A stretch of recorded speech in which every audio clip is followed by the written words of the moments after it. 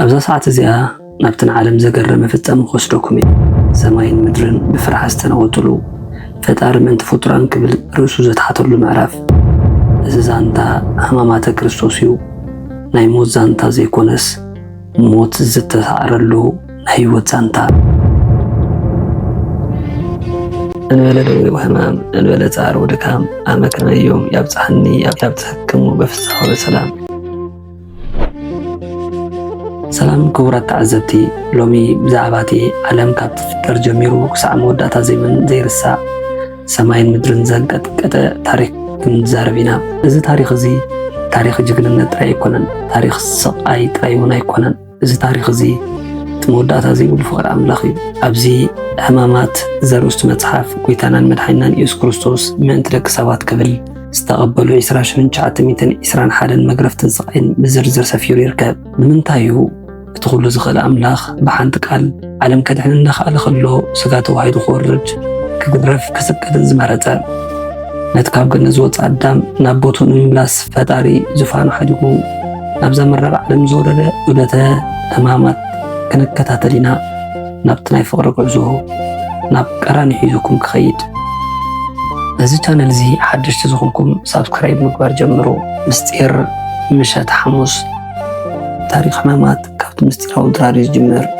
ويتا بسلك مزامر تطومي تخلو حد خباخم محليفو خبني بولم أبت ساعتتي أب سماينا مدرن عبج كتكونا إذا متحف كم زترخو يهودان ويتو ب30 دينار كشوتو مستسمع تفترون أي تعقبن لسان زي بلو إذن زي بلو حلف ملك عمل خزلو مسابات كونا ويتا قراس نجر العلو يهودا مسابو بتأمرات مبرهات تفا حانت ابني كان مسرتها تفن كلامتت نتتلاقي فقر زغن يهودا سلسة جزينا زورت أو صوتاتو بمبال نفتاريو زتحز أزيو قال سب مسكرات تزقرم من خزارب كلا لبي يهودا كم امني ترر نبرات امني قبل علم نكوف مبالو امني ولد سمون يهودا مسا يهود زجمرو بعل كي وعلى خي عاد رخفت مودلي اقرو مثل با واحدو فقرين ذهبو كلمات كغزالو نابدا باي ايود كده اب تاريخ ودسب كابز تتصحفو كلهم فصاميتات اسي اب جيت سماين استفصم مستير زودادو ريدلن ويتانا يسوع كريستوس تملاخت برهان زخدن املاخ من انت دحنتنا خبل اب تطلمات ليتي مسموتن مسچنقتن زتقالسلو ساعتيو متحف ترغامي 13 أمامات مسكل مسرت مقبار كابي سمون زلم استبقسو كسابتي أبقيتي سماين استخف لنا إذا مرهات كنكو حزينا كسعفت سايم ربنا مسانتنهم ويتا يسوع كريستوس كمز سكل كمز موتن إنا فلت كابيت الأزار وي كابيت سمون زلم تموت خدا سلمتايو ويتا كابسب زرحقة تمرت تعتنا حيال تعبيتنيان صلايخ متكم كله كاورحكم بوتا مغيار نفحصو سيطان سعرو نمالت بتمرتنا نبرا مستير قداماوي مسرتا بتوميتن عسران بيتسب حيزو كاب عد زوات كل مغنيات عبتسب زبزحر لبوتا حشوغتان كيمن بقلن صرفنا يسانن يمباليو كاب عبعد وطيخم عبرخان قدامن كتنورو سرعات يسرع لكم اللوخن مالت كاب بيت وطيو نبرخان مرحا إذا تاريخ زي ناي فقر تاريخ ناي فقر زانتا ناي فقر عوتي وموت وحيتو يوز نغسلو حريت 3 دقة مزمور يطروس يايكوب يوحنس فليو صدوم سلمنتاي زينا عنا عبت مرتيو منفساو عزوهم بهايمانوتن بمقبارن زمسلوهم كلتوي 3 خوينكم كتنورو يقبا نمالت نبرا كابتم 3 يومن تفليو نبينو تلي نبينو زنبر كما يتري كم زول أبو دحري ممهرن مبقعن ببحتونا مس أملاخ طراي كنرخب كم زقبا مهرنا ويتا كابسب الحقوق تلن كلو كوداسي خون ترحيكا مسفة تاريخ طراي كنزرارب سرعات بحتونا سرعه نهيوات نقوم نقر زخون تمرتي كريستوس أملاخ نغطلة سرعات طولتن سجدتن ويتا أبتبوتاتي سرعات طولت كمي كم زخون بتكبر رأيه قويم تتقوم مبال كم عمدي تنيخا بتحتنا مقام سفيه مزرقاح نتويتا مسكالك شنكرن كلو زنبرو سقاين حسبكا إتكاب مزرقاح وي بمسقال أنكارو اللينخا كم مزراوي نقر أو تيخا مسكرسوس نابكراني ملياب سرعة سجدتون أزيزر النغبرة أدن نورس رسم بنان أستبركو ክሳብ ብርኪ ከውን ሰጊድ ግንባርካ መሬት ክሳዕ ዝትንከፍ ጎይታ ክሰግድ እንከሎ ከምቲ ወንጌላዊ ሉቃስ ዝገለጾ ካብ ገጹ ረሃፅ ከም ነጠብጣብ ደም እናፈሰሰ ይጽሊ ነበረ። ኣቦይ እዛ ናይ ሞት ጽዋእ ካባይ ትሕለፍ ግን ከም ፍቓድካ እምበር ከም ፍቓድያ ይኹን ዝብል ነበረ።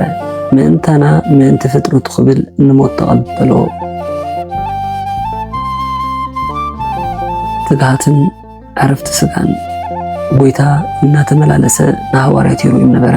ንሳቶም ግና ብሰንኪ ሓዘን ተሳዒሮም ደቂሶም ጸንሕዎ።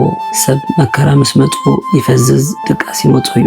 ጎይታ ሓንቲ ሰዓት እኳ ክትተጓ ይከኣለኩምን ኢሉ ተዛረቦም። ስጋ ክትበልዕን ክትሰትን ትደሊ ነፍሲ ግና ክትጾም ክትጸልያ ትፈቱ ምባል ናብ ገሃነም ንኸይወርዱ ተገዮም ክትጽልዩ ይምሃሮም። ኣብ መወዳእታ ግን ሕጅስ ይዕርፉ በሎም። እዚ ንምንታይ ኮነ?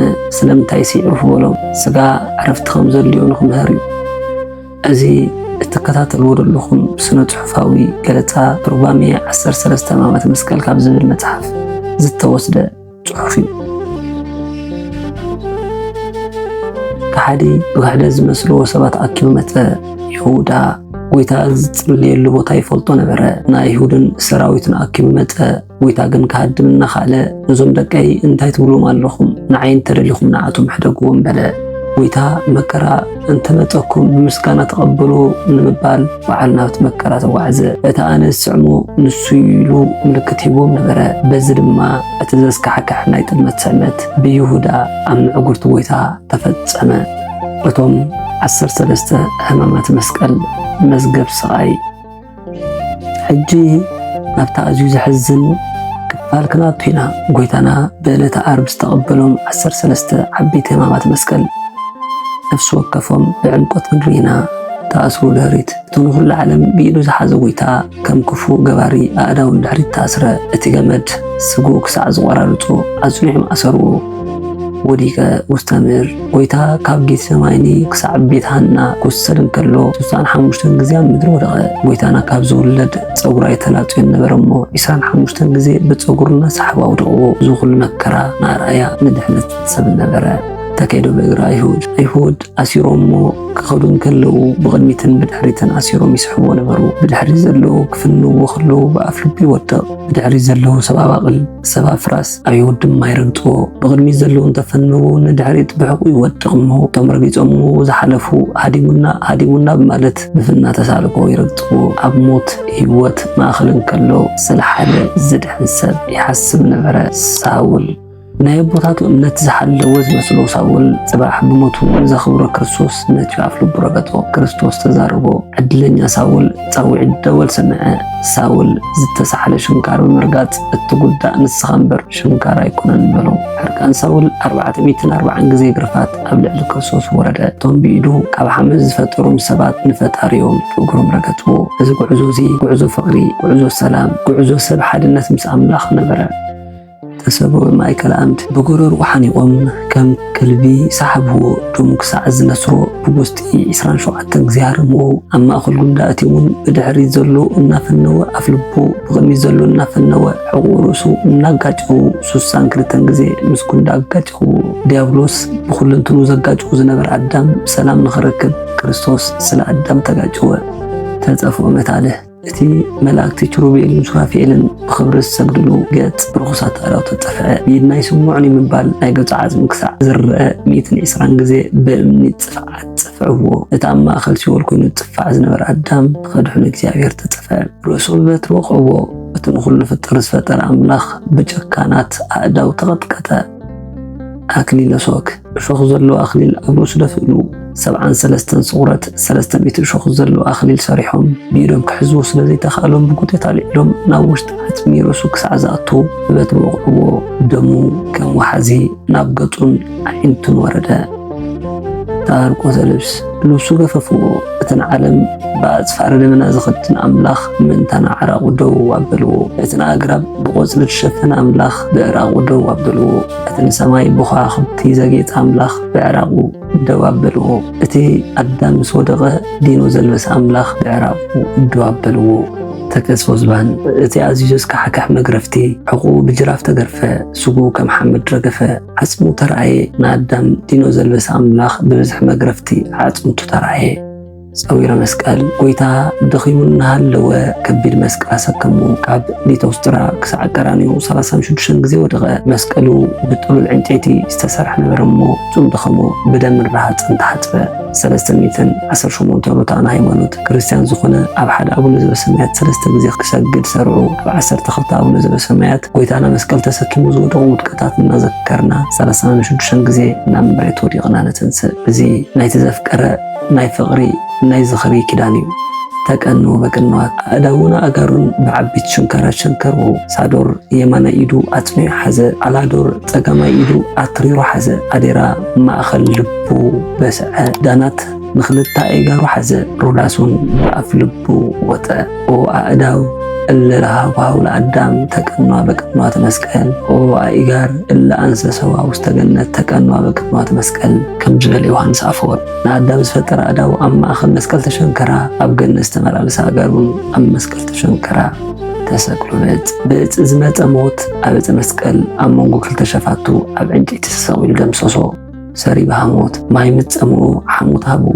ክርስቶስ ኣምላኽና ሓሞት ከም ዝለኸፈ ክርስቶሳውያን ስጉውን ደሙን ንምቕባል ኣብ ዝተዳለናሉ ግዜ ኣፍና ክሳዕ ዝመረና 18 ሰዓት ንኸምፅኹም ቅዱሳን ናይ ቤተ ክርስቲያን እናሰርዑ። ክቡራት ተኸታተልቲ እዚ ትከታተልዎ ዘለኹም ስነ ጽሑፍ ካብ ትርጓሜ 13 ሕማማተ መስቀል ካብ መጽሓፍ ዝተወሰደ እዩ። ተፈጥሮ ዝሃቦ ምስክርነት ጎይታ ምስ ሞተ ዓለም ክትጾሮ ዘይትኽእል ተኣምር ኮነ። ፀሓይ ብመዓልቲ ጸልመተት፣ ወርሒ ናብ ደም ተቐየረት፣ ከዋኽብቲ ረገፉ፣ ኣኻውሕም ተጨዱ፣ መቓብራት ተኸፍቱ። እቲ መጽሓፍ ከም ዝትርኹ እቲ ናይ ቤተ መቕደስ መጋረጃ ካብ ላዕሊ ክሳዕ ታሕቲ ተቐደ። እዚ ማለት ድማ እቲ ኣብ መንጎ ኣምላኽን ሰብን ዝነበረ መጋረጃ ጽሊት ተቐዲዱ ተወጊዱ ማለት እዩ። ሰብ ናብ ኣምላኽ ዝቐርበሉ መንገዲ ተኸፍተ። ነገር ግን ተፈጥሮ ንፈጣሪኡ ክሓዝን ከሎ ደቂ ሰባት ግና ገና ልቦም ተሪሩ ነበረ። ዕጫ ነፍሲ ድሕሪ ሞት ናይዚ መጽሓፍ መወዳእታ ህይወቱ ዕጫ ነፍሲ ድሕሪ ሞት ብዝብል እዩ። እዚ ትርጓሜ 13 ሕማማት መስቀል እትትርኾ ኣብ መወዳእቱ ሓደ ኣዝዩ ኣገዳሲ መጠንቀቕታ ይህበና። ነፍሲ ካብ ስጋ ምስ ተፈልየት ናብቲ ዘለኣለማዊ ቤት ክትከይድ ከላ ዘጋጥማ ፈተና ይገልጽ። ሞት ንኹሉ ሰብ ማዕረ እዩ። ንጉስ ይኹን ድኻ፣ ምሁር ይኹን ዘይምሁር፣ እታ ካብዚ ዓለም እንፍለየላ ሰዓት ምስ መጸት እቲ ናይ ሓቂ ጉዕዞ ሽዑ ይጅምር። እዚ መጽሓፍ እዚ ከም ዝምህረና ነፍሲ ካብ ስጋ ምስ ተፈልየት ንበይናይ ኩነትን እትጓዓዝ እታ ምድሪ ዝፈጽመቱ ተግባር ከም ጽላሎት ይስዕባ። ነፍሲ ካብ ስጋ ክትወፅእ ከላ ክልተ ዓይነት ሓይሊ ይጽበይዋ።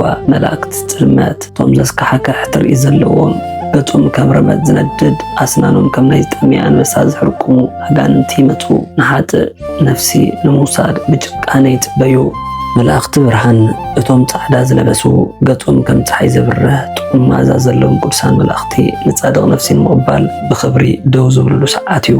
ኣብዚ ግዜ እዚ እታ ነፍሲ ብዛዕባ ሃይማኖት ተግባራትን ትሕተት። መንነት ክንታይ እዩ? ኣምላኽ ክመን እዩ? ሕማማት መስቀል ትፈልጥዮም ዶ እናተባህለት ትሕተት። እታ ምድሪ ኸላ ንሕማማት ጎይታ ዝዘከረት ንንስሓ ዝተሓፅበት ነፍሲ ብመላእክቲ ተዓጂባ ናብ ገነት ተኣቱ።